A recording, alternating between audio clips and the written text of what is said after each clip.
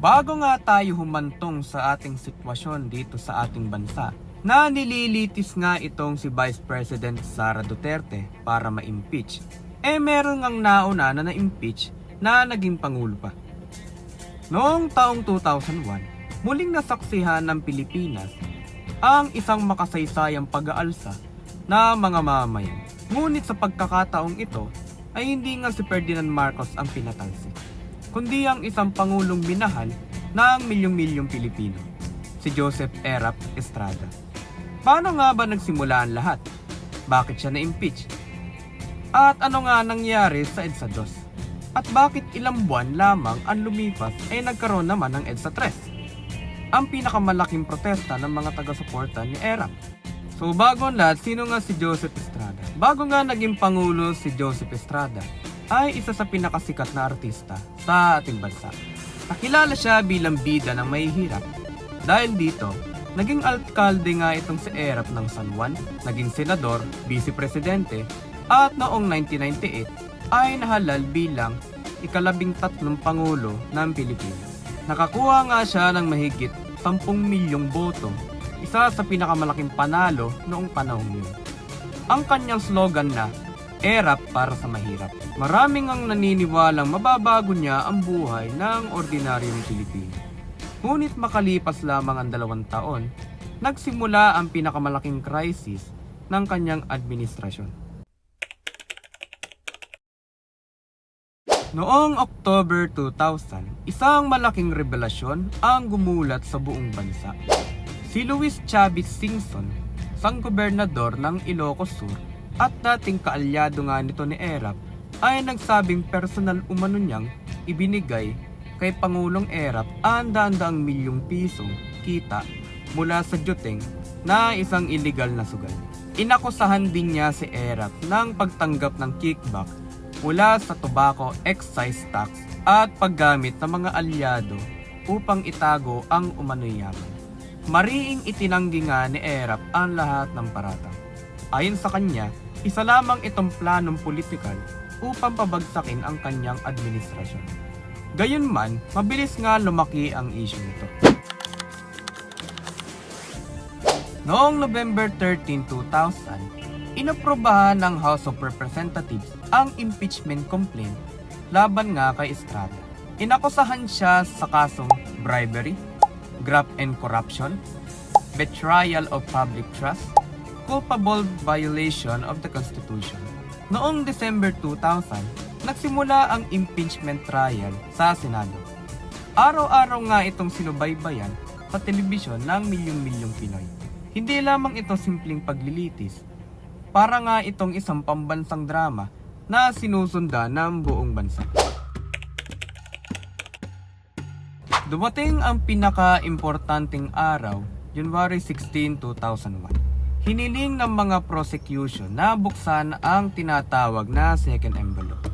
Pinaniniwala nga ang second envelope na naglalaman ito ng mga dokumentong maaaring mag-ugnay kay Erap sa isang bank account na mahalaga sa kaso niya.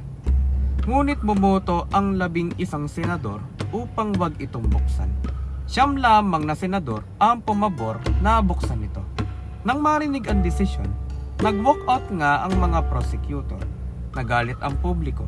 At dito nga nagsimula ang isa na namang people power.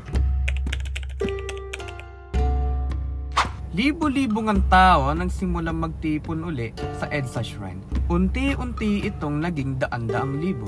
Kasama rito ang mga estudyante, negosyante, relihiyosong grupo, mga profesional at mga karaniwang mamamayan. Di nga nagtagal, nag-withdraw ng suporta ang Armed Forces of the Philippines at ang Philippine National Police kay Erap. Noong January 20, 2001, umalis nga itong si Erap sa Malacanang. Sa araw ding yun, nanumpa bilang Pangulo ng ating bansa si Gloria Macapagal Arroyo. Ito nga ang tinawag na EDSA People Power 2. Ngunit para sa maraming taga-suporta ni Erap, hindi nga ito people power. Para sa kanila, isa itong pagpapatalsik sa isang halal na Pangulo. Hindi tinanggap ng mga taga-suporta ni Erap ang nangyari. Naniniwala silang hindi natapos ang impeachment trial at hindi dapat napalitan ang isang halal na pangulo ng walang pinal na desisyon ng Senado. Dahil nga dito, nagsimula silang magtipon sa iba't ibang lugar. Ang kanilang layunin ay balik nga itong si Erap sa pwesto. Noong April 25, 2001, nagsimula ang malawakang kilos protesta ng mga taga-suporta ni Estrada. Tinawag nga itong EDSA 3. Marami sa mga nagprotesta ay mula sa mahihirap na sektor na naniniwalang si Erap lamang ang tunay na nagmamalasakit sa kanila.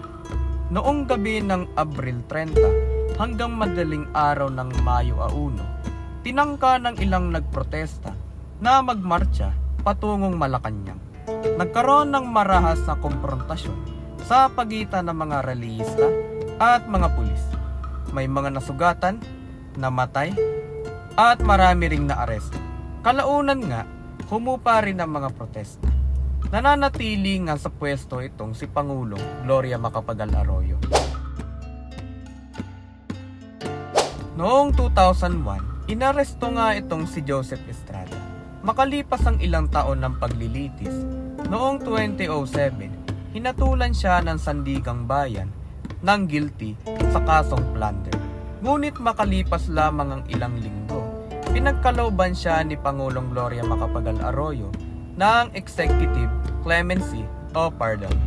Noong 2013, muli nga siyang bumalik sa politika at nahalal bilang alkalde naman ng Maynila. So hanggang ngayon, hati pa rin nga ang opinyon ng mga Pinoy tungkol sa mga pangyayaring ito. Para nga sa iba, ang EDSA 2 ay isang tagumpay ng demokrasya at pananagutan ng mga pinuno. Para naman nga sa iba, ito ay isang pangyayari nagpatalsik sa isang halal na pangulo bago matapos ang proseso ng impeachment. Samantala nga pinakita ng EDSA 3 na malalim ang suporta ni Estrada sa maraming Pilipino at na ang pangyayaring pampolitika ay maaaring magdulot ng magkakaibang pananaw sa lipunan. Ano man nga ang pananaw, ang impeachment ni Joseph Estrada, ang EDSA 2, EDSA 3 ay nananatiling mahalagang bahagi ng history ng ating bansa. Ang mga ito ay nagsisilbing paalala sa kahalagahan ng pananagutan ng mga leader, paggalang sa batas, at aktibong pakilahok ng mamamayan sa demokrasya. So kung nagustuhan mo nga ulit ang mga bidyong ganito, ay huwag namang kalimutang mag-like, i-share, at mag-subscribe na rin. At i-comment din kung anong bahagi ng kasaysayan ng Pilipinas ang gusto mong talakayin sa mga susunod nating video. Maraming salamat sa iyong panonood.